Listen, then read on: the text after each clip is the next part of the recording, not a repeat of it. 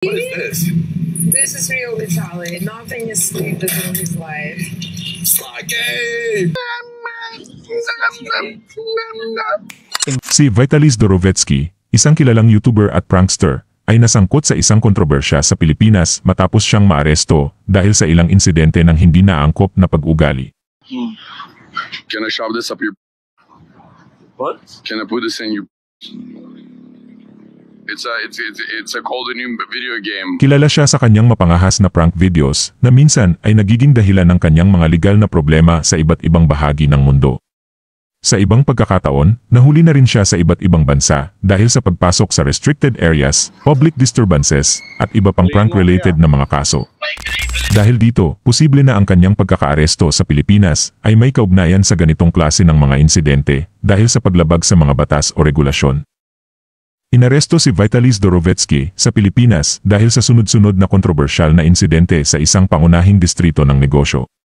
Kasama sa mga alegasyon laban sa kanya ang mapanirang asal, hindi otorisadong paggamit ng ari-arian, at hindi angkop na mga pahayag. They're gonna call more security with that one. It's fine. I look like a different person. Inakusahan din siya ng paggawa ng mapanirang komento sa isang instruktor sa isla ng Boracay at paghikayat ng negatibong comment laban sa isang Facebook page.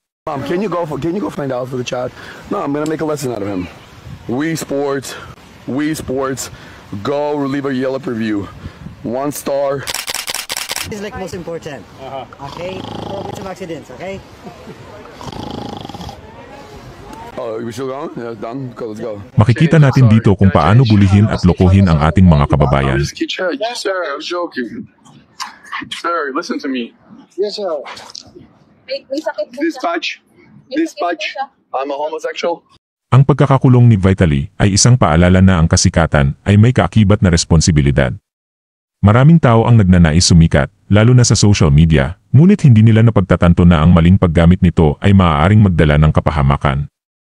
Dahil sa mga prank at kontrobersyal na content, lalong sumikat si Vitaly, ngunit hindi ito nagbigay sa kanya ng kalayaan upang lumabag sa batas o maging bastos sa kapwa. Isa sa mga pinakamalaking aral dito ay ang pagiging maingat sa ating mga kilos at pananalita. Minsan, kapag ang isang tao ay sikat na, nagkakaroon siya ng pakiramdam na hindi siya mapaparusahan o na maaari niyang gawin ang anumang nais niya. Ngunit sa bandang huli, lahat tayo ay may pananagutan sa ating mga ginagawa. Ang kayabangan at pakiramdam ng pagiging higit sa iba ay maaaring magdala ng pagbagsak. Ang tunay na tagumpay ay hindi lamang nasusukat sa dami ng followers o sa kasikatan, kundi sa kung paano natin ginagamit ang ating impluwensya para sa mabuti. Isa pa, ang panlalait at pambubuli ay may masamang epekto hindi lamang sa mga inaapi kundi pati na rin sa gumagawa nito.